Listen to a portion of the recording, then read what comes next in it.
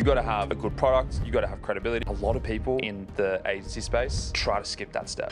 What do you think are the best opportunities for agency owners for the next 5 years? The biggest thing that I'm seeing it do is once you bring the wrong team member, it will cost you so much, not only on money, on resources, it will bring the energy down. It might cost you other team members. If you're not growing, in my opinion, you're dying. I hit my first six-figure month, I was 23. We had 90% of our clients were all recurring. 80% of those recurring clients were on one package. What is the main challenge that you see agencies stuck on 6 figures that are preventing them to get to 7 figures? I think people... Welcome to Founders Playbook podcast, the ultimate guide for entrepreneurs to build their empires, increase profits, and become great leaders. I'm your host, Nelson, founder and CEO of Vibes Creative, Australia's leading video podcast agency.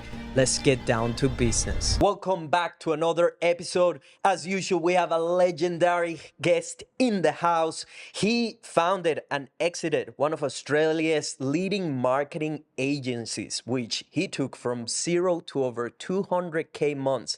And now he helps other agency owners do the exact same. He's known in the streets as the agency mentor. Please welcome the incredible Cormac Gray. Thank you so much for having me, man. In the streets. I like that. yeah. By the way, good on getting that handle. That is a solid handle. I think we were so lucky. I remember when I was searching it up, I was thinking, there's no way that this is available. So very, very lucky. That's awesome, dude. Let's just dive straight into it. What's one of the most painful lessons you learned scaling an agency past 7 figures? Man, I'll probably say managing costs. When I hit my first 6-figure month, I was 23 and I had like a team of 5. I think we just hired our 5th person. And I was like, this is sick. Like I'm making 100 grand and I think my costs were like roughly 40 to 50K. And I was walking away with like 50 to 60 grand. And I was like, this is awesome. And went and had a meeting with my accountant. My accountant told me, dude, you should like build out your organization. So started building it out, hired all these roles. And then my team went from 5 to 7 to 12 to 15 to 17 to 20. And every time I scaled up my business, everybody was coming to me going, dude, you're growing, man. Every time I see you, you got a new person you're hiring. I'm like, yeah, I'm the man. And then when I figured out that business isn't linear in terms of growth, and I had, bad periods within the agency, churn, clients signing off, whatever else, and I had all this staff, I was like, holy shit, I'm no longer just like making great money, I'm breaking even, and then some months I'm losing money. So understanding that you're not just there to build out this epic cultural place where everybody's fine and it's sunshine and rainbows, but you're actually managing a business that is yielding profits every single month, and that's the biggest and most important focus.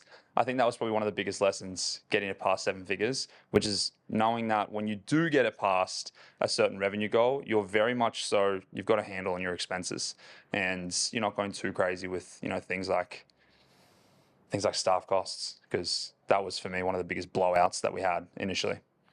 That is one of the skills that are fundamental in order to build a successful agency, is just being able to forecast and predict, okay, where are our costs going to be? What are the expenses what does that look like in terms of us getting that next batch of clients or scaling, adding another team member, and ad spend, marketing, all the other costs that are required in order to have the fuel. Yeah, and it's ironic coming from me, I was formerly an accountant. So you think that you're like really good on, your P&L. You think that you have a grasp on expenses, but it's only until you do it where you really get the heavy lessons. Like you're like, oh, okay, I've gone way overboard with expenses. And honestly, they were the best lessons, because anything I talk about now inside of our community, I'm always just like, show me your P&L, show me your gross profit before your net. Let's see, where your money's going. In terms of agency owners, one thing that as well I've realized is that a lot of them don't know exactly where should the profit margin be sitting for, especially for like a done for you type of service. Yeah. So in your experience, where should that be? So you've got two profit margins. You've got your gross profit margin, which is revenue takeaway, cost of sales, wages, merchant fees, contractors. And then you get your gross profit margin. Beneath that, you have your operating expenses, rent, subscriptions, electricity. And then after all of the operating expenses are totaled, you take those expenses away from gross profit, which gives you net profit. A gross profit margin target should be 50 to 60%, right? So if you're making 100 grand a month, have your team cost around 40 to 50K. That's labor. Cool. After that, your operating costs might be anywhere between 10 to sometimes 30%. So then that would leave you with a net profit margin goal anywhere between 20 to 30% net. An accounting rule of thumb is a third of your revenue should be going toward profit. So 33%. Let's say that you're growing. So you're increasing your labor, you're ramping up your ad spends, you're doing all these efforts to grow the business. Is your margin going to be at 30%? No, right? You're growing, you're investing your money. And when I was really growing my agency, the thing that I did was, freak out first that my margins went down below 30. And I was like, oh my goodness, I'm 15%. This is, I'm not walking away with as much cash. But I got comfortability in knowing that I had a cash pool, reserves and capital away in a bank, 2 to 3 months worth of expenses. If you can get more, then that's fine. But like, if we're being realistic, does everybody have 3 to 6 months worth of operating expenses? Probably not. So not only that, if you have more than 3 months where the business is just going on demand, you need to do something different. Like 90 days is long enough for you to figure out what's the constraint, what's the main issue, and how to get it back on track. Yeah, that's right. Yeah. Start spending money, conservatively, but I think that measurably. But yeah, those are the margins that I would try to hit. But the biggest thing is, if you're growing, it's fine to not be hitting really healthy margins because you've just invested into labor. But if you're wanting to build up cash, then look at getting people's utilization rates to 100% plus. Basically, another word for like capacity. So, what is the capacity that your team is at?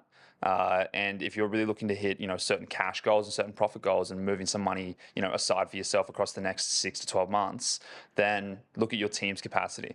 And I think those are the two biggest measures. And every time I speak to people inside of our community, they get really butthurt that, dude, you said a third of my revenue should be going towards my profit. I'm down at like 10% margins. And that's normal. Like, people sit there. I think, majority of the people that run businesses aren't even profitable from time to time. So the fact that you are is one thing, but also look at the other indicators. What are you focusing on? Are you trying to grow your business? Well, don't expect huge margins. Absolutely. Those are two different stages that is crucial to understand, which is, if you're in growth mode, do not expect a great profit margin. Yeah. You're going to have to reinvest into growth so that you can make more. That's right. And then I guess another stage is what I call recovery mode, where you had this huge uplift, you're on an upwards trajectory, but now you need to make some adjustments to what you're doing, and that will allow you as well to build again some cash reserves to go back.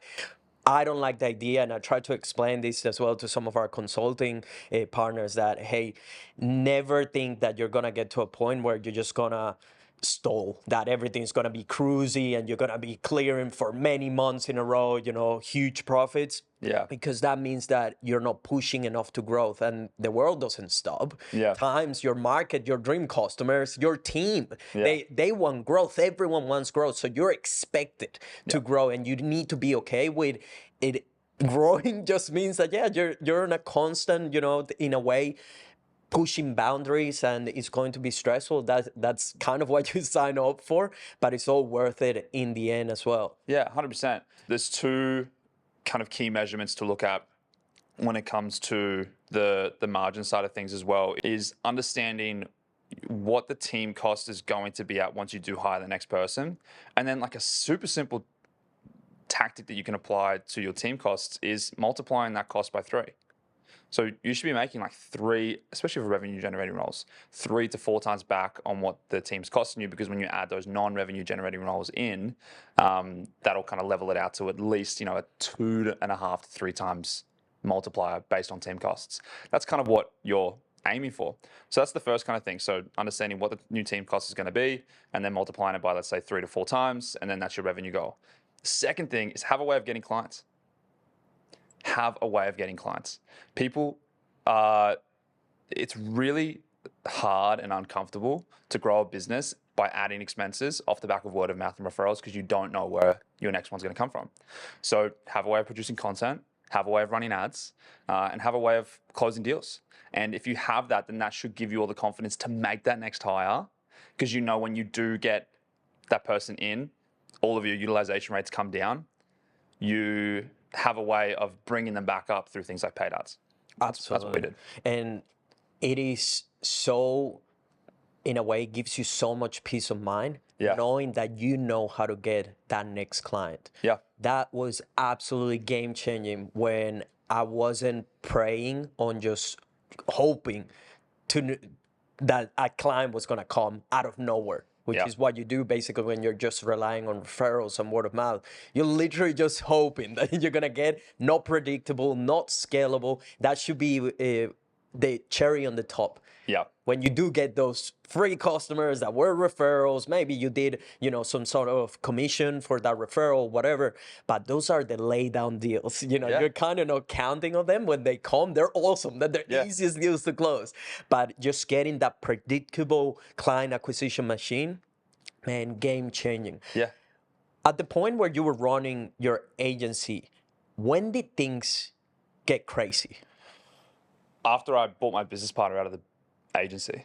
So when I started, I was an accountant, and then I did that for about 9 months, and I hated it. I knew that it wasn't for me. I was scanning in receipts into a photocopier. I was like, this is not, my personality is not conducive to this task.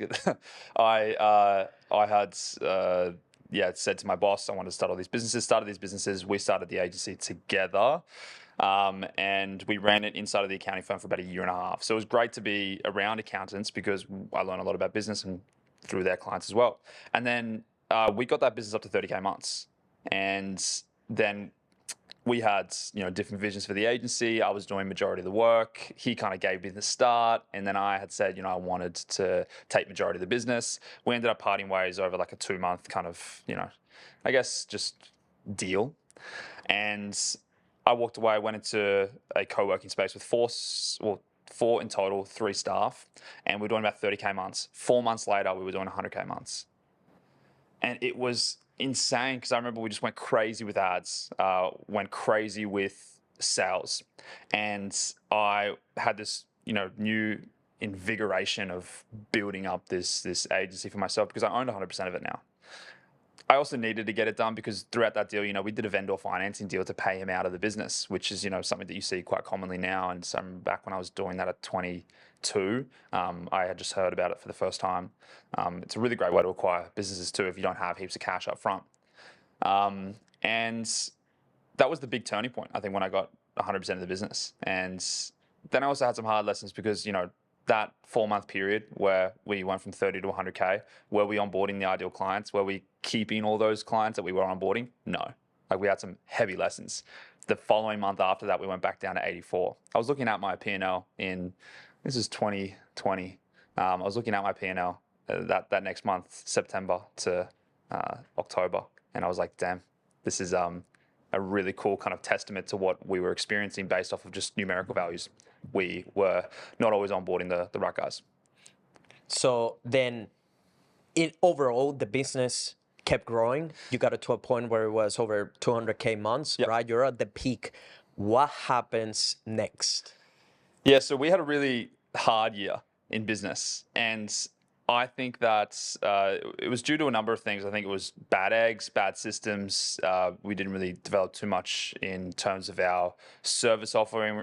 We were kind of riding off the coattails of ROAS and the Meta platform itself. And that was within our agency. And then there was huge changes environmentally across our economy. E-commerce was the niche that we were in. and it saw a huge surge in 2020. Like, we were around since 2018. 2020, it blew up. Like, you saw a lot of agencies come out of the woodworks. And then in 2022, when we were kind of doing these huge months, we had this big team, 20 plus staff. Like, I felt like I was the bomb.com. And the market changed. And things like, iOS 14 came in. A lot of our third-party tracking went away. We were, like I was saying before, kind of really riding off the fact that we were these engineers on the platform producing great ROAS for clients. And now all of a sudden, this platform that we were operating on has flipped on its head, and it's like acting like drunk. Like, these clients don't have the visibility to their numbers anymore. That visibility was what we were offering basically as services. A lot of things kind of changed, and people weren't able to get the types of effects that they were before with their marketing. And the funny thing is that it forced a lot of agencies to change their skill sets and get better at offering marketing services. So, like I said before, previously we were just, the people that knew how to use the ad platform, and we knew how to optimize accounts, push out creatives, read back the data. And now all of a sudden you have to be more creative focused, financial focused, become more of an expertise around, e-commerce instead of digital marketing. You have to understand what makes e-commerce businesses tick as a business as a whole, not just in terms of marketing. And we had to learn all of that. So throughout that period, we had heaps of clients sign off. You're looking at 50 to 60 to 70K worth of recurring monthly work leaving. And every month you're trying to make up for it, but it's too big of a dip. It's too big of a churn for a period. And that's what happened to us in 2022. And then you had other competitors come into the market. You had big coaching programs. You had e-commerce equation, which in my opinion was the best thing that could have happened to our industry, because it made the bad agencies leave, because a lot of those guys that were around in 2022 aren't around anymore. And it forced the agencies that stayed to get way better. And there was a lot of bad agencies out there. Like, bad agencies got a bad rep for a reason. And like, I'm on a big kind of mission to change that, impact over income, which is a big saying that we're all about at the Agency Mentor. But I think, during that period, we had a lot of hard lessons, and it was really, really difficult. We had a lot of client complaints, people not really happy with the results. We got bashed online. There was one period where we had a really bad brand equity and distrust in the market. Like, we went through that. It was really hard to deal with. I had to do a bunch of audits for accounts, and I remember I was just like, oh man, this is, really taxing. I remember it was probably one of the hardest points in my agency as well. And then we had to do a big kind of clean out. So we had to strip back our services. We kind of went too big with our services as well. So we stripped back our services to the stuff that we did the best, which was just really digital marketing, so paid media buying for e-commerce businesses. We stripped back the team, so we got rid of a big, heavy leadership team, and we just went back into digital strategists, troops on the ground, and then a basic management team. And we brought the business back to really profitable months and much greater impact for the clients. I know I kind of just threw a lot of stuff at you then, so I hope that all made sense and landed. But big changes in the market, it really caused an effect on our business. We had a big downturn, and then it forced us to get better. I love that you're sharing very transparently all the things that went wrong, because as an agency owner, I know exactly everything you're talking about. We all have to go through, but you tend to see that basically agencies never reveal the wrong, right? They're always painting us, oh, we get huge ROAS for our clients, we get incredible results.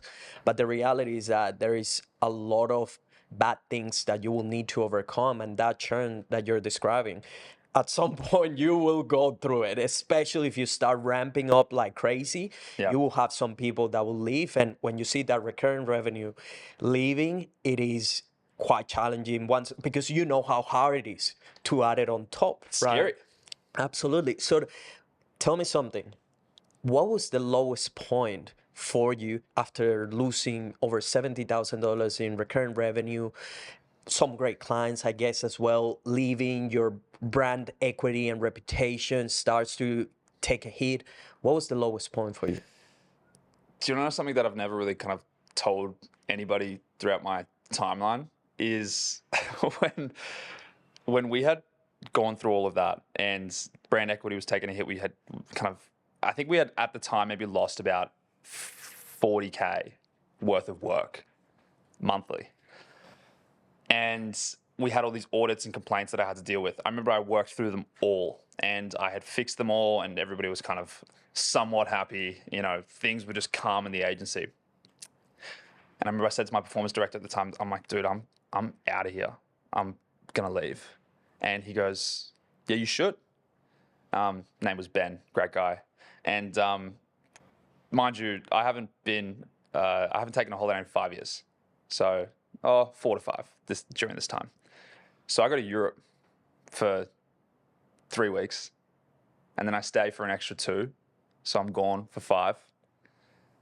And, you know, one of the biggest lessons I ever got was, you know, having a director absent in a business has a huge effect on the company. Again, I'm 24, 25 at this point. You know, I'm making decisions as a kid. I'm turning 28 this year. I'm not, you know, it wasn't too far in the past, but I remember I came back from that Europe tour and there was a lot of things that I had just neglected. And I remember we were in a pretty bad place financially. We were in this office that I remember we moved into. It was 500 square meters in Burley, costing us 11 grand a month.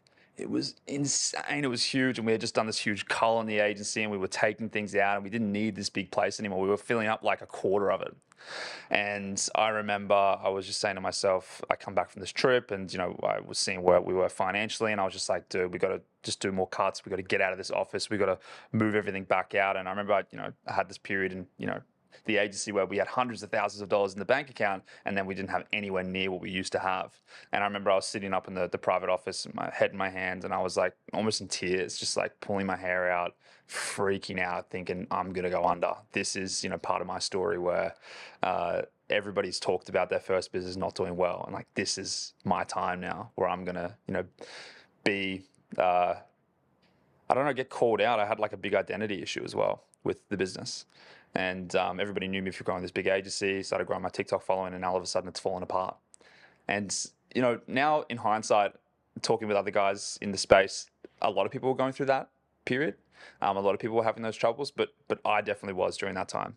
And then it, thickened my skin and it forced me to say, dude, you can't just operate this business like it's some charity giving out heaps of jobs. Like, you got to make some hard calls.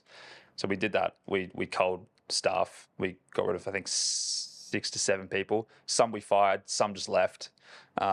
We removed some clients, we removed services, we left the office, we went into a downsized office, and it was some of the best stuff that we did. I removed the whole leadership team. I got 2 amazing people, Mark and Ash, into these leadership roles, and me as the director, that trifecta, we totally turned the business around over the next 2 years to the point where we actually got it acquired. What exactly got you through that really difficult time? What was the motivation behind it? I think some things were self-worth, proving that, I could turn this thing around. I think I didn't want to let the team down. There was when you're growing an agency and you have people that are working with you, you really kind of want to do right by them as best as you can. And you kind of feel like an asshole firing people. Like, I have definitely felt really, really bad doing it. I never enjoyed it. So I wanted to do it for them. I didn't really have a choice.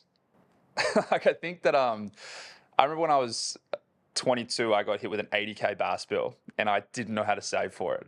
And I'm like, shit. And then I said to my accountant, dude, I have like 50K for this. Can I put the rest on an installment? They go, yeah, that's fine. You got a 110K bass bill next quarter. I go, what?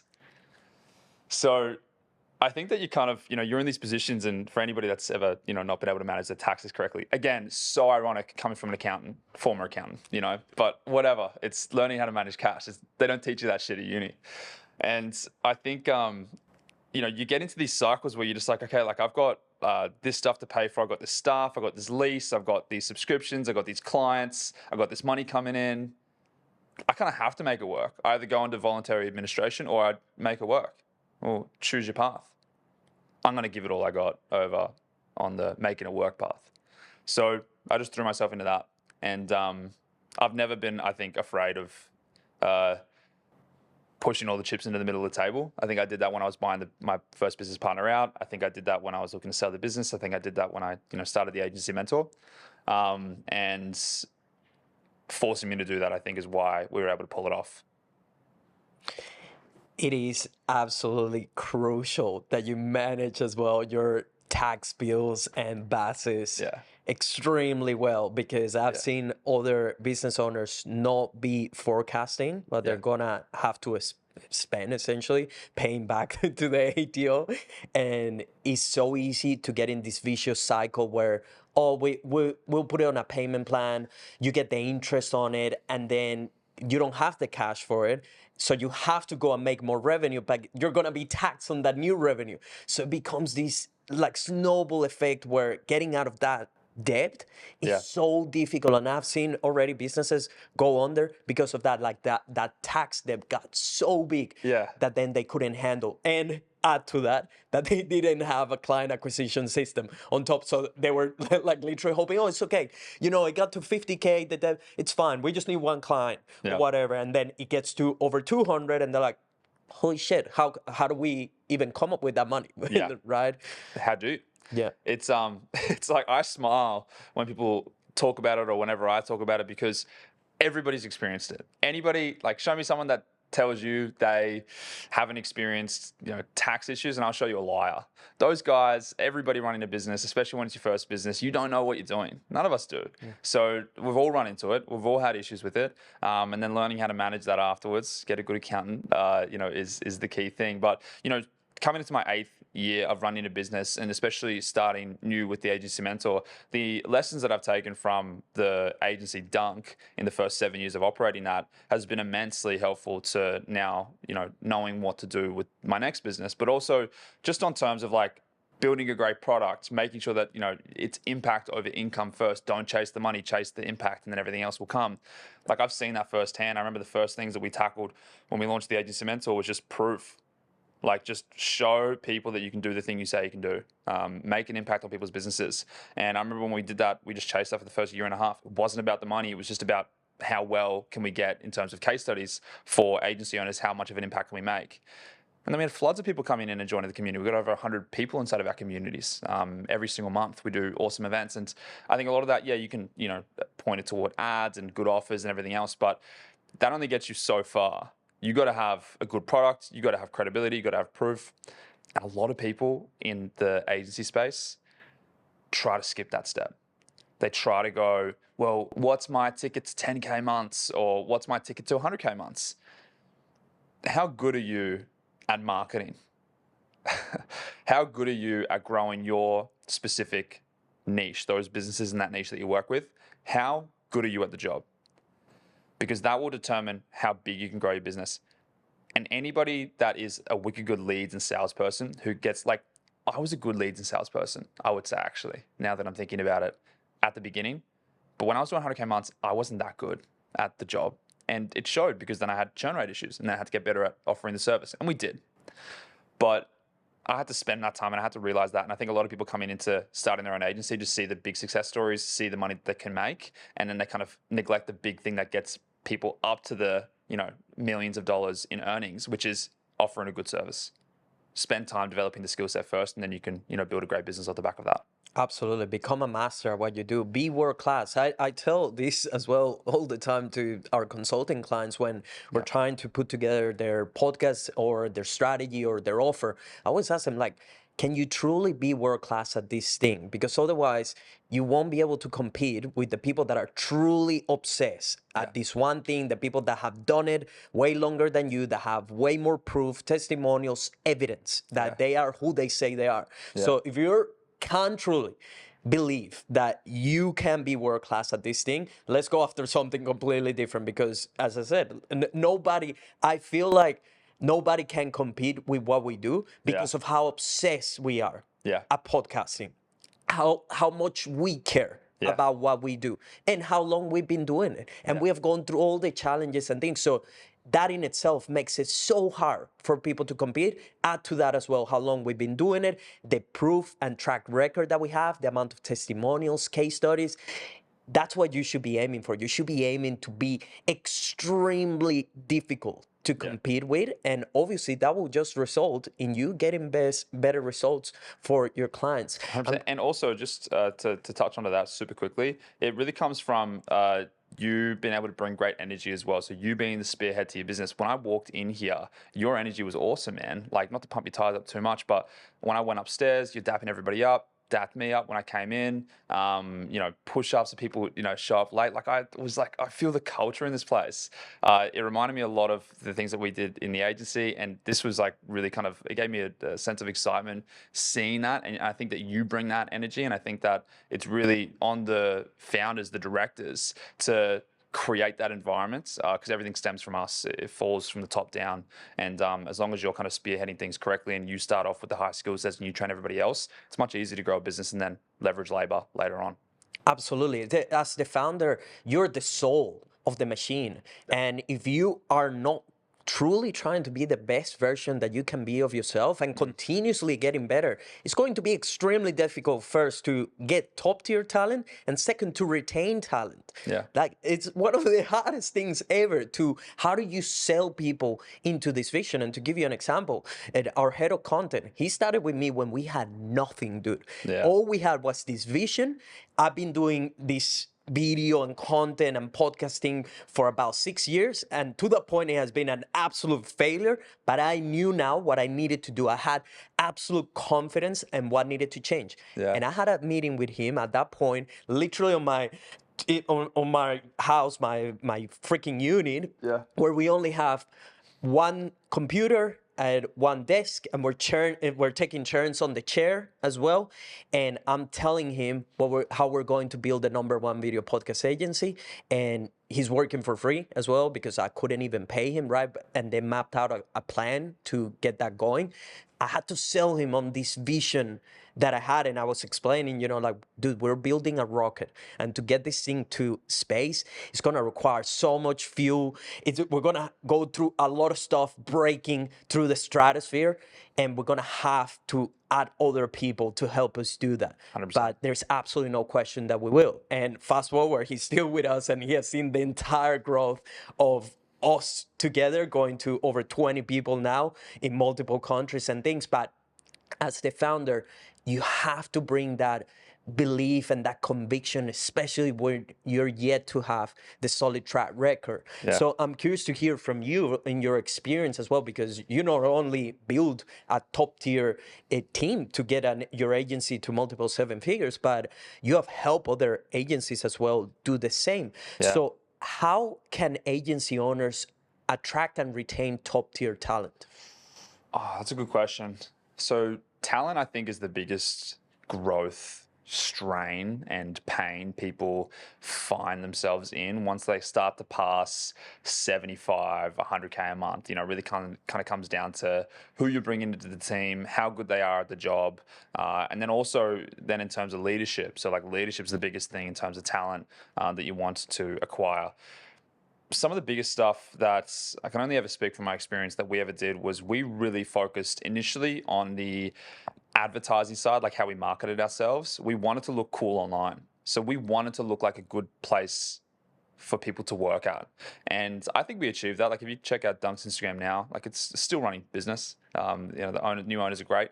And it looks like a cool, fun place. It's vibrant, cool team. You can kind of connect with us already online before even meeting us. And yeah, that's great for client acquisition. But a lot of people forget that, when it comes time to you build up your business, you've done a really good job with your ads, you've got a great offer, you pass the 75, 100K months, you're like, okay, cool. I need a good leader. I really need to step out more as a director and get someone to take, reins of this whole team. Go out and try to find somebody on 150K a year and have them be really, really good. It's harder to do when you're not even existent online. So we had a really good online presence internally. Once we did get those people in, it was all about culture. So we loved our team. We did events with them every single quarter. We used to do lunches every single Friday. We did, we were big. We were a team of 20-year-olds, so we loved a good party, and people saw that online. I think beyond all the culture stuff, then you've got to really get into what people actually give a shit about, which is like career progression. So giving people a clear path as to where they can go inside of the agency, and then being super transparent with the whole team as to what you're doing every single quarter. So like small things that we would do, we would always host a town hall meeting, and we would show people what our accomplishments were for the previous quarter, and then what our plan is going for the next quarter. So what the team role or organizational chart's going to look like, vacant roles that will be coming up, people that have moved up and gotten promotions, celebrating that, giving them wins, services that we're adding, services that we're taking away, and then other recognitions for team wins as well. We show them the revenue. We show them how much money we're making, what the target is for the next quarter, and if we hit it, what we're going to be doing. So we're super transparent with where the business is going, and then the team kind of gets inspired. They're like, oh, cool, I can kind of see where I might fit in based on my own personal goals into this business. And then you go down to an even like lower level and you do the one-on-one meetings. So every single month we would have meetings with each team member to do like a check-in to see where they're at. And then every single quarter we would do quarterly planning meetings with where they wanted to go. Not everything has to be around promotions. Like you can't give everybody a promotion every single quarter, but it can be about progression and developing their skills and showing them pathways to develop the skills, and then also showing that you're encouraging it and then supporting it. So if you have to invest into different softwares, subscriptions, courses, whatever there might be, webinars, seminars, do that. What you also have to do is kind of like handhold some of your staff as well. So put 2 hours per week into their calendars and force them to do trainings. How are you going to develop your skills if you don't actually make time for it in your schedule? So I'm encouraging you throughout the times that you're at in the agency, educate yourself, get better at design, get better at paid ads, get better at understanding e-commerce. Here are all the resources that we use, and you can do that with them planning per quarter and then checking in with them on a monthly basis. And then I think when it comes to like good talent, when they can feel that you actually give a shit about them, they're like, no, this guy cares. I'm going to grow here. I can actually see it. It's tangible, and I'm going to stay and work towards that. And the good thing about doing that as well is that if you do take care of it with them, then you can align all of their growth goals with the business's growth goals. So you can say, look, like I'm really trying to champion some creative manager here. How about we help you become a creative manager? They're like, oh, that's a great idea. Great. That aligns with what I'm trying to do. And I think if you can steer everybody in that direction, then it's immensely helpful. So that's how you'd probably be able to improve your acquisition for clients, and then it's also how you'd be able to retain the talent when it's in. You're absolutely correct, and you have to protect the culture at all costs, because once you bring the wrong team member, it will cost you so much, not only on money, on resources. It will make and bring the energy down. It might cost you other team members. We have gone through that where we brought the wrong team member. We knew it, that it wasn't right, and we kind of kept procrastinating on replacing, because replacing anyone always brings stress. You have to go again through the process of getting the person up to speed and so on. So you kind of can get easy to be like, oh, we'll deal with that later. Yeah. And then as you leave that person, the bad apple just makes the ones around it worse. And guess what?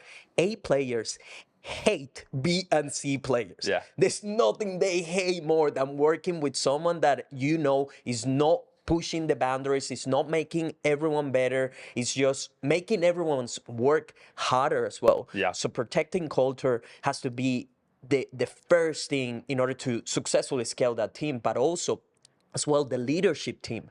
They have to be people that you look up to. They have to be inspiring. They have to be people that they get better consistently. You can't just think that you're just good enough. You have to stay with that white belt mentality, of there's so much more for me to improve and get better, so that then I can also pass these things on to the team as well. Yeah. So huge, just have a solid leadership team that will protect the culture at all costs. And just have another thing that I found is just take the time to find the right people. It totally pays off. We have gone, to give you an example, this year, I spent 4 months waiting to find a specific position that we had open. Yeah. And we, even though that was causing more problems and more stress, we have more in our plates, we have to do more extra hours. We didn't want it to go again through the pain of getting the wrong person in it. And guess what? Eventually we did find the right team member, and it was all worth it. It was better than we could imagine, in fact. So, hey, real quick, if you're a founder, CEO, or business owner looking to build a personal brand, scale your business, and become a great leader, I've been curating all the best lessons, tactics, and strategies that I've learned from 7, 8, and 9-figure entrepreneurs and my own business journey into the ultimate playbook to help you accomplish just that. So if you're keen to get them straight into your inbox, sign up for our newsletter in the link down below. Now back to the episode. I want to go back to your agency, right? So you build this thing, you go through some difficult and challenging moments, you get it back on track, you readjust things, so it's back to where you wanted it to be. Yeah. What was the process of selling your business? The most grueling process ever. It sucked. It was like, in my opinion, I would say that when we were starting to do it, I was like, I'm probably not going to pull this off. Because selling a business is really, can I swear? Yeah, of course you can. I don't feel like doing it anymore, but I feel like it's really effing hard to sell a freaking business, because no one wants to buy a problem. 9 times out of 10, people that are actually selling a business are selling a problem. When I first wanted to sell the business, I wanted to get out of a problem. So then I realized, I had a couple meetings with my accountant, and I'm like, dude, get me out of this thing. I don't want to do it anymore. This sucks. I love the agency mentor. I've kind of got this business somewhat back on track, but I'm off it. I was kind of just like, I felt like someone just did me dirty, and I just didn't want to be mates with them anymore. That's what it felt like with the agency. And my accountant said, look, based on your EBITDA, we were kind of aiming for a 3 times multiple, which we did not end up getting. And, based on your EBITDA right now, earnings before interest tax, it's a fancy word for profit. You might not sell the business for as much as, you would even categorize as worthwhile. If you spend another year to 2 years in this thing and you got it back on track and you brought the profits up to a really good margin, you would get a great exit. So I'm sitting there and I'm going, do I want to spend another year and a half to 2 years? And as I'm thinking that, I didn't really have a choice. I was going to have to do it anyway, because anybody that's planning to sell their business, they've got to at least get the business ready, and that's going to take a year and a half minimum. So we started on that trail, and we did a lot of things. Like, we stripped the business back to its core. We only offered, 3 key services. It was like this 3-pronged kind of approach. We had, paid media, creative, and email. That was the 3 things that we were doing, nothing else. We just worked with e-commerce. We stripped down the team, and then we focused really on profitable months. That was like our thing, just get the business to really great margins. I tried my hardest to get myself out of the business as much as I could. So literally everything. I got myself out of the business to the point where I was only in it for 2 hours per week. All my other time went toward 10. And the last thing I had to get myself out of was sales, and sales was really hard. And the reason why you have to do all of that is because no one wants to buy a job. They want to buy an asset. So we had to create an asset, a self-sufficient, self-functioning asset that ran by itself and grew by itself and could prove that. You had to have a smooth operation. It had to be repeatable. What was your services like? How many of your clients were on recurring? How many of the recurring clients are across however many services, or is it just a few set services? So we had 90% of our clients were all recurring, and 80% of those recurring clients were on one package. So it was really simple. It was really easy, and everybody that was looking at us, we had 4 people pitching for us at the time when it kind of came down to the finish line. It was that was a big focus, like smoothing out and streamlining the operation. Cool. How do you get clients? Is it repeatable? Is it simple? Is it straightforward? Do you own that asset, or does somebody else do it? So ours was paid ads. We perfected that for the last 6 years, out of the 7 that we were running it. Cool. Now you've got paid ads. Now you have ways of getting leads. Who closes them? Does the director still close them? Because if you are still closing them and you look to sell the business, I'm going to put you on a 3-year earnout. I didn't get that. I got 1 year, no earnout, no nothing. It was an insane deal that we got. So who's doing the closing? Well, we have a head of growth. Amazing. Okay, so what's his close rate? Give me the numbers. And then once you have all of those things kind of, self-functioning by themselves, it's really weird. You just list the business on a website. Like you just list it, like it's a house. You be super vague about it. Don't use a broker. I used a broker and I freaking hated it. You can literally just make up your own brief, your own document, especially with what you can do with ChatGPT. Make up your own brief and then just go onto like the most popular businesssale.com websites and then list it yourself. Deal with the leads as they come in and just handle the conversations. Oftentimes, you're just going to take the conversations, go straight to your lawyer and accountant. You don't even need the broker. So I remember that's what I was doing. I was like, there's no way I'm going to give 3 to 8% of this deal toward this broker. He hasn't been in a conversation in months. So I culled that deal. Okay, so that's the business, that's the services. And then I remember when we first started it, we had this one buyer offered us the most money all up front. And I was like, this is sick. And he goes, yeah, we need to meet the team. We need to do due diligence. We need to do all these, we really need to do a deep dive into the business. And I was like, yeah, done. But they kind of flashed this big figure in front of my face. I was like, oh, this is great. Come on in, doors wide open. So they met Mark and Ash. They, got all these documents to the business. We had obviously NDAs, but we didn't have a couple of things established. So after 5 months, I get on a call with them. I'm like, so how are we going? I haven't heard from you guys in 2 weeks. I think it was like 6 months. And they go, yeah, we're not interested anymore. I go, what? I've just spent 6 months. I have a recording of me on this call. I actually documented the whole thing. I'm planning to make a big video, but I have a video recording of me going, like after the call, just sitting there, just looking out into the distance going, dude, no way this fell through. You thought it was coming. You thought you were going to get a really good deal, and it all fell apart at the end. And I remember I was crushed. And there was one thing that we didn't do, which we did after, which was establish commercial terms at the beginning before going into any due diligence. So what that means is how much you're selling the business for. Is it a business asset sale or a share sale? And look, the list can go on. All the nitty gritties in terms of the business. Like, what are they actually buying? And what's the due diligence period? What's the settlement period? Do you have an exclusivity period as well with who you're talking to? So a whole bunch of things. So I remember after that first deal fell through, 3 months, we just kind of went back to normal business. And I was thinking, do I just keep this thing? Because we did a really good job of building it back to the stage where it was great cash every single month. I developed this new profit share scheme. I had this great leadership team. We, had a really kind of good format and layout for the business. And I was like, this is actually quite good. I could leave this as to run by itself. But then I also realized that I couldn't, because as much as I built myself out as, the former director of this business, as a standalone asset, like we weren't big enough to really have I think you need other shareholders or equity holders in the business sitting in there every single day, pushing the tempo with that business. And you would know this in yourself. If the director's not there spearheading the thing, that's why I grew so much at the beginning, because I was up in the business every single day, pushing it forward. Now I've just spent the last year and a half getting myself out of it.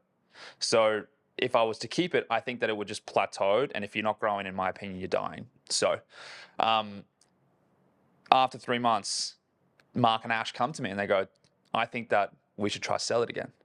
And I think it's in a really good position. I think and they were really just suggesting that to me because they said, you need this. Like, we could tell you're not in it anymore. We could tell you wanted to do the agency mentor. Let's try do it again.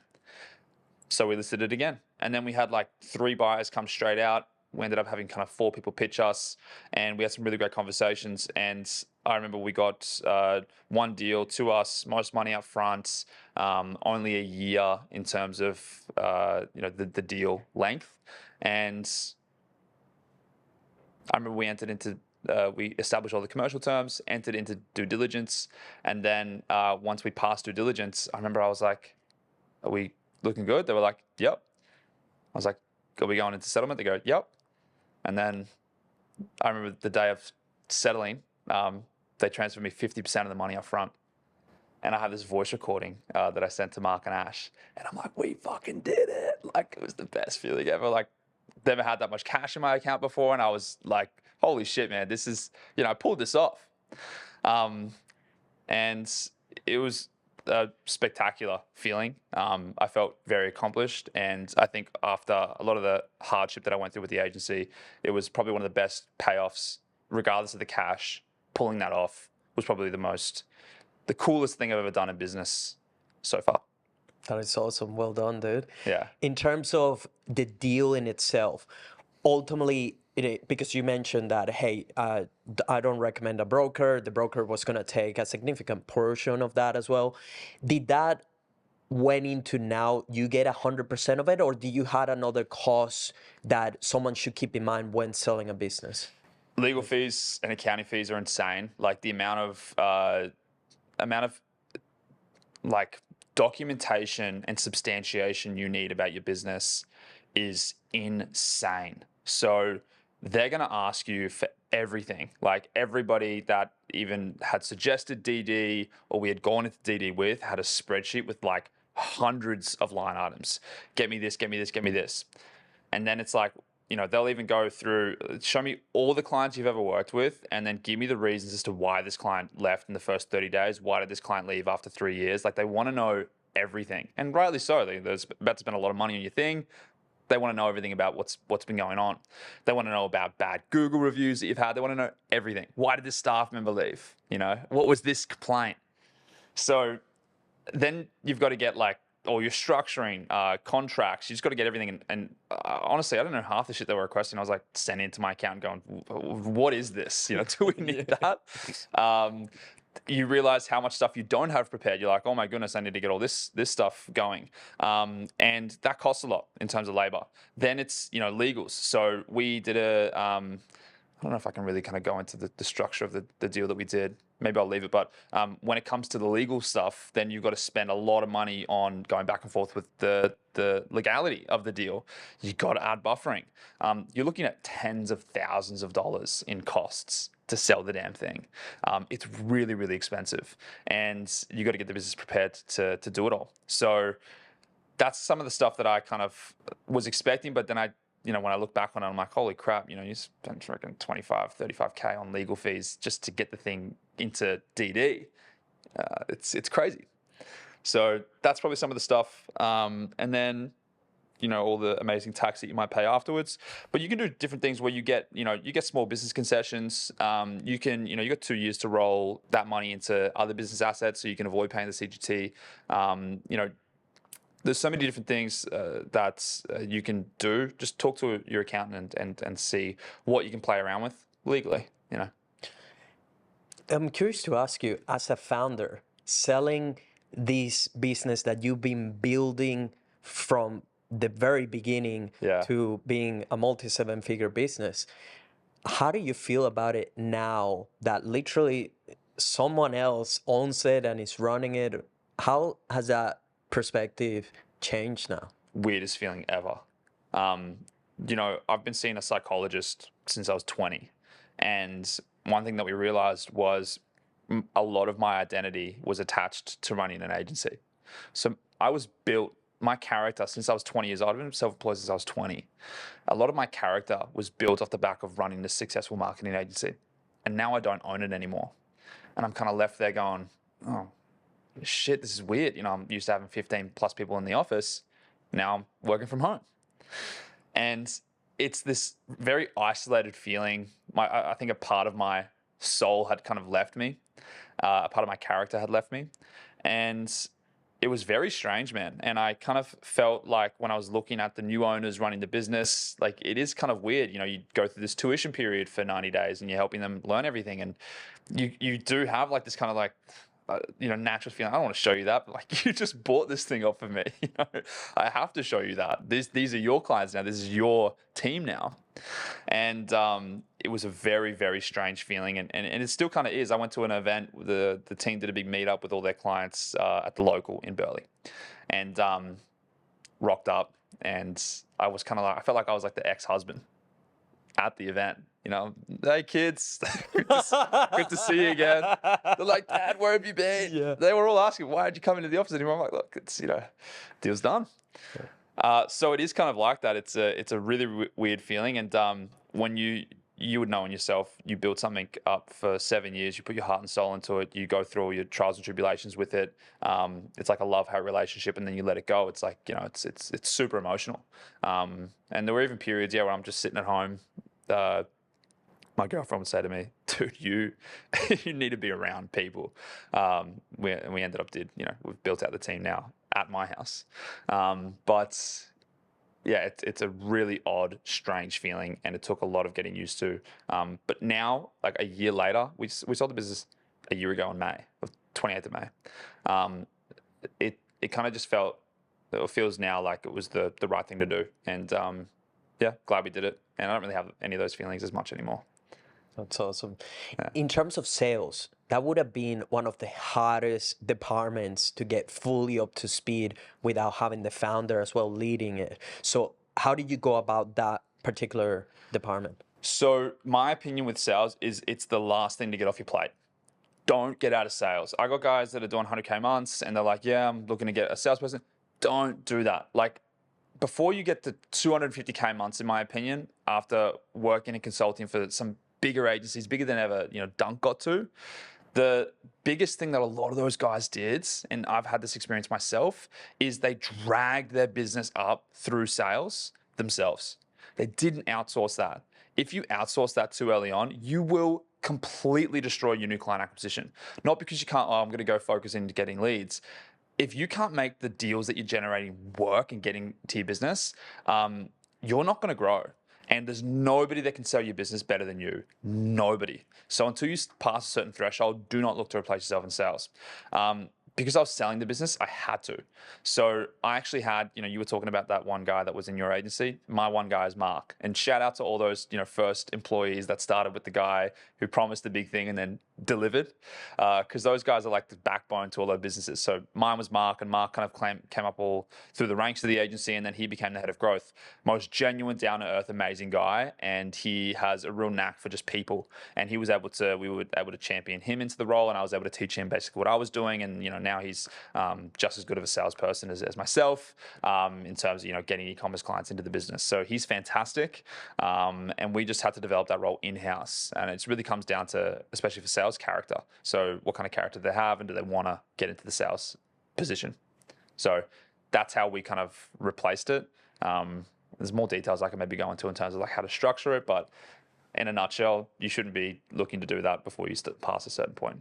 Completely agreed. It's one of those things as well that you as the founder, once you have a dialed in sales process, you can really push the business hard for growth, because like, hey, we have a solid process, methodology or conversion mechanism, but also close rate, right? Like, you have done it that many times that you know exactly what your prospect is looking for, the problem that they're facing, the desired outcome that they want. Yeah. But also, one thing that I've noticed is there is this kind of energy that you as the founder bring, especially after you have had hundreds of conversations and you have a solid track record, that you're just able to call people on their bullshit on a sales call. I did it recently. A guy coming in super skeptical, very interesting. Like, essentially, the guy, one of the things he did on the call, he's pulling up a particular service that you input the name of a company, and it will tell you everything about the company. Wow. So from, legal fees or legal issues that the company might be in, if they're up to date with their taxes, and it gives you essentially, with all the information that it gets access to, it will give you basically like a trust level. Wow. So this guy is doing this on the sales call as we're speaking, and he's telling me at some point like, oh yeah, you're above the average trust level. I'm like, dude, share your screen right now and you're going to show me all this thing. And now I'm kind of like making fun of it in the sense where I'm like, oh, so that means we're not a scam, right? Because I see only green ticks in there. It's like, yeah, I don't think you're a scam. But like, essentially it all comes back to you handle these calls differently, and you kind of command that energy as that passion that is I don't even know how you transfer that Yeah, you to can't. someone else, right? As knowing that, hey, I know this thing can work for you because we have done it that many times. Not only changed my life, but it has changed the life of many other business owners just like yourself. 100%. And all the authority that you bring to it as well. It's tough to get somebody else to do that. Yeah. So you sell your business, right? You go into this new thing, the agency mentor, where you're helping other agencies scale and do the same that you managed to do for Dunk. Yeah. What is the main challenge that you see agencies stuck on 6 figures that are preventing them to get to 7 figures? Complexity. I think people overcomplicate what they're doing, and complexity now is chaos later. So you try to scale your problems, you're probably going to run into a lot of growth issues, and then you'd be bogged down into the business, low profit margins, things like that. I have a saying inside of the agency mentor, and if any of my guys were watching this podcast right now, they literally would be like, he's going to say it. It's KISS. Keep it simple, stupid. Just keep it simple. One package, one niche, one way of getting leads, one way of closing. Just do that for 1 year. The 5 ones. Don't do anything else. A lot of people try to add services, add, team or different bufferings to increase value, and you really don't need to do it. If what you do drives a good enough effect to businesses, then you'll be able to grow your own agency. Complexity is the biggest killer to growth. And if you can get past that and you get really good at the job, get people results, then you just need to do what you are doing on a repeatable basis. And if you can do it on a repeatable basis, you can bring it into monthly recurring revenue, and then that's what you want to be building to scale your agency. So I'd probably say complexity. With the current landscape of AI basically just getting better and better and just taking jobs away and essentially things being easier for people to access, especially when it comes to marketing, even, creatives and editing, all these things. What do you think are the best opportunities for agency owners for the next 5 years? I think AI is just bolstering capability. So the biggest thing that I'm seeing it do is increase capacity. So if you're savvy enough to set up more automations, like a lot of these AI agents that people are talking about, it's just AI automation at the moment. Later on, it's probably going to be actually these agents that they're getting sold as now. But if you can utilize these automations in terms of briefing, creatives, task management, output of work like blog posts, whatever, social media posts, creative creation. If you can utilize some of these automations, then all of a sudden your digital strategist, right, your specialist, is not just going to be able to manage 8 clients, they could manage 20. And I think that there's the profitability increase. Now, you don't need to add that extra digital strategist, so it's going to create less job opportunity, which I think is coming for all of us. But your capacity is going to be increased if you can add these automations in. AI is in everything now. Like, I honestly feel like just in the last 3 months, it's just in everything. You can't Google search something without, AI overview coming up, and then that's giving you the answers. And I love that thing because I'm like, oh, thanks for explaining it to me in much simpler terms. But it's, in a lot of the meta tools that we're using, when Advantage Plus features came out, like Andromeda that came out in December of 2024 is insane. The new features that it's got, things like sequence learning, Advantage Plus, any campaign that you create now comes with all of the AI automation features on already. It's just if you make changes like manual bidding, targeting, placements, then it'll turn it off. All of these tools are unavoidable. They're already in what we're doing. And I think that, if you're able to use the automations, you can't avoid using the AI features on the platforms that a lot of us are using. And then with tools like GPT, using that as a second co-founder, I've found to work really, really well. Bouncing ideas off of them. I'll be driving in the car and I'll just go onto the voice memo. Like, this is not new to anybody. And I'll just start spitballing ideas as to, what's this? What is that? I'll ask all my dumb questions to ChatGPT now. And I think having that kind of format is great. Learning how to prompt, big thing. What you want from ChatGPT in terms of output for work. I think I'm seeing a lot of agencies now bring in AI automation through onboarding processes to facilitate a lot of the work itself initially a part of their service. It's everything. All in a nutshell, I think it's just going to bolster what we're capable of doing, because all we offer it's a knowledge arbitrage. Like, you can get onto Meta and you can run ads. Like, you were always able to do that. Why did you hire an agency? It's because it's probably easier and I might be a little bit better at it than you. It's the same thing with AI. So many people, a lot of your clients right now are not going to learn this shit. They're not going to go in and try build out these systems themselves. In an agency, all you have is a system. You have a system for making content, right? You have a system. Everybody has a system to get a result or an outcome. Package that shit up, use AI to help you do it, and sell that. That's what we're doing. That's what we've always done. Got it. This is this or that segment. So Okay. you literally just have to pick one or the other. Cool. Tea or coffee? Coffee. Sushi or steak? Steak. Expert or jack of all trades? Expert. Product or service business?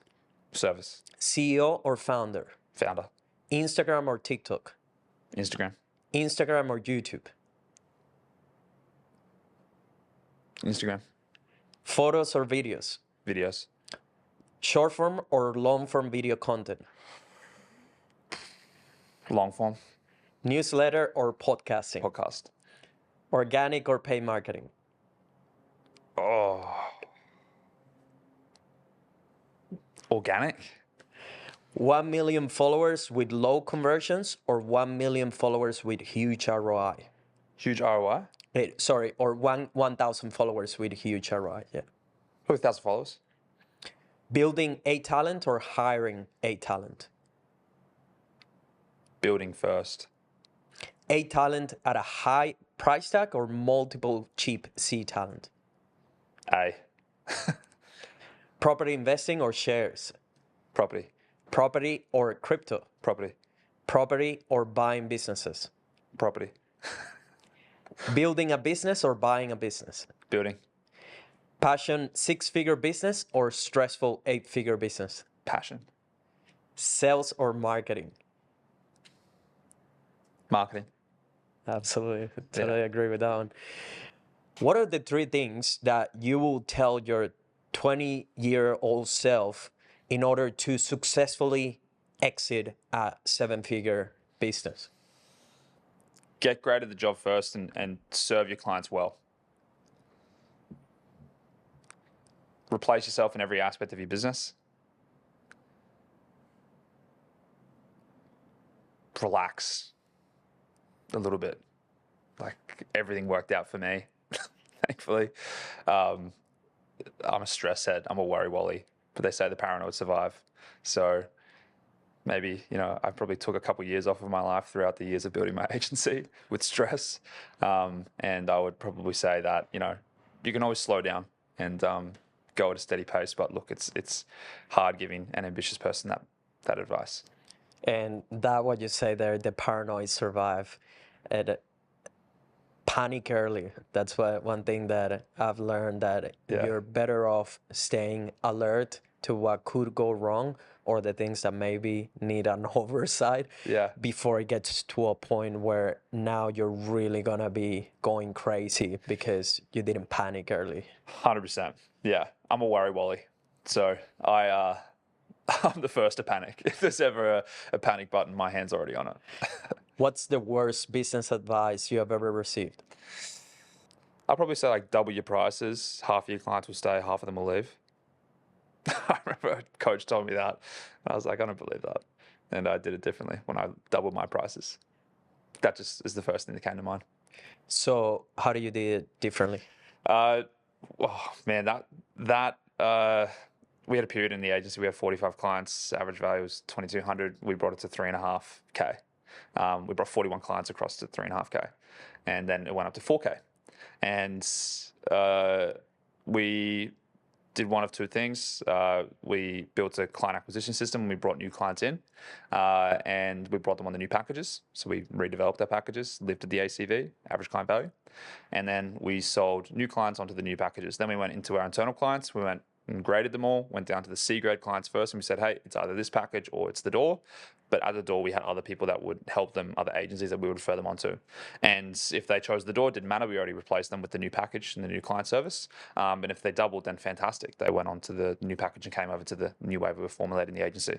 And we essentially like increased the business's revenue by like 60 to 70% by doing that. But it just took us 6 months. Whereas the other option was, just do it all next month and see what happens. I didn't want to do that for a multitude of reasons. I thought it was too risky, but also I didn't want to, snuff my clients like that. I had really good relationships with them, and I'm like, hey, Amber from Frankly, prices have doubled. They're probably not going to like that. So instead, we did more of a kind of a genuine approach, gave them value first, and made it worthwhile for them to jump across.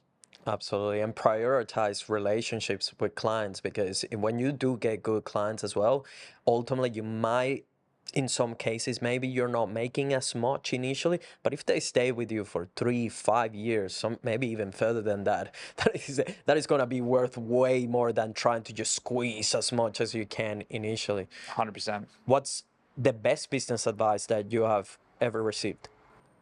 I'd probably just say keep it simple. It's the best because, overcomplicating what we're doing is the biggest killer to progress. And I've got a really simple mind. And I think that the more logical you can be about things and the more basic you can make things, simple scales, fancy fails. Love it. Yeah. Cormac, it has been an absolute pleasure. You are incredible, dude. Thank you for what you're doing as well in the agency space. Yeah. We need people like yourself that are being absolutely transparent and helping other agency owners to scale easier and avoid some of the pitfalls, challenges, and traps, because as we know, it is an extremely difficult type of business to scale. And just knowing that there are people like you out there helping others, making it easier, and just avoiding them all the pain that you have to go through, that is awesome, dude. I totally respect that, and I hope that you get to help thousands of agency owners out there to successfully scale and not grow a business, I guess, that they hate. Yeah. So Cormac, with that being said, where can people find you, work with you, or even just get in touch? Thanks so much for those words. Find me, The Agency Mentor. Just check out all of our content. We post our free stuff every single day and try to help people on that content alone. So check us out there. As usual, all the links will be down below. If you enjoyed this episode, especially if you're an agency owner, please share it with someone else. There's nothing here to sell you. We don't ask for anything. Just share it with someone else that might find this information helpful. And if you haven't, make sure to subscribe. I'll see you on the next episode. Good vibes to everyone. Hey legends, my goal with Founders Playbook is to help 1 million entrepreneurs build successful personal brands and businesses so that they can increase their impact and profits. You can support the mission by simply sharing the podcast with other founders and entrepreneurs. Leave a 5-star review on Apple Podcasts and Spotify, and follow us on social media. Let's get to work.